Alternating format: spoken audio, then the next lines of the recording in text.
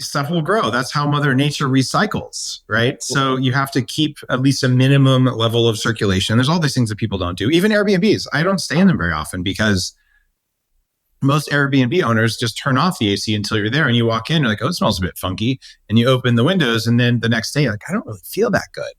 So there are solutions to this, like air filters.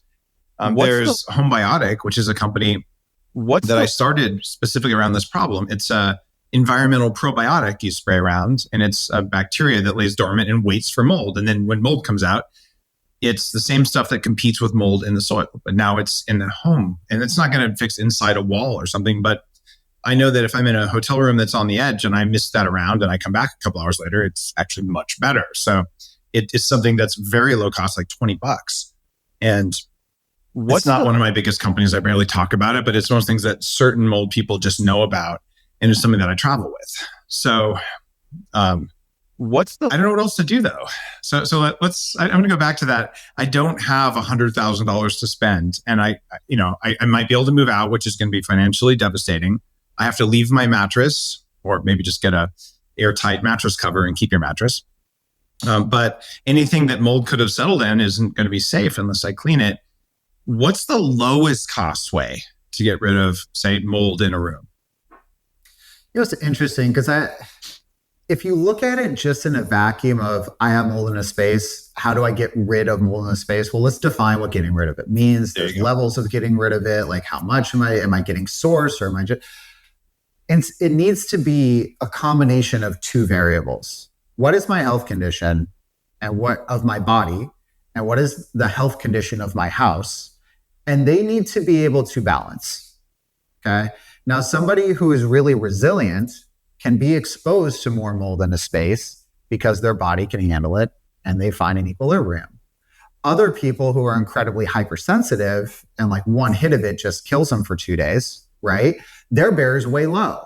So now that means that your exposure needs to be way low to find your equilibrium until you start building up your resilience. And then, just like you said with the space that you were in, right? Like, you used to be really bad, but now you're not because you've done some work and you can handle being in a space for a little bit without completely crashing, right?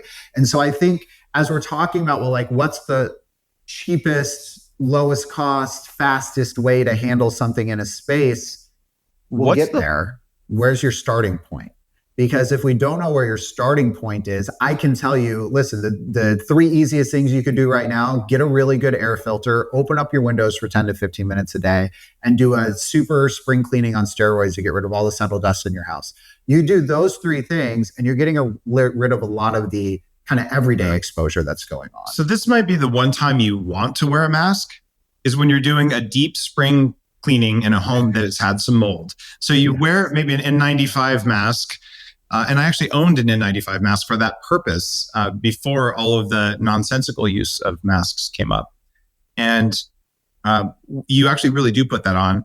And then you clean, or you have a cleaning service do it if you can. But it has to be like you lift up everything, you dust all the books, everything. And magically you feel way better, right? And it's not dust mites necessarily. They could be a problem for you, but it's these little particles that just happen.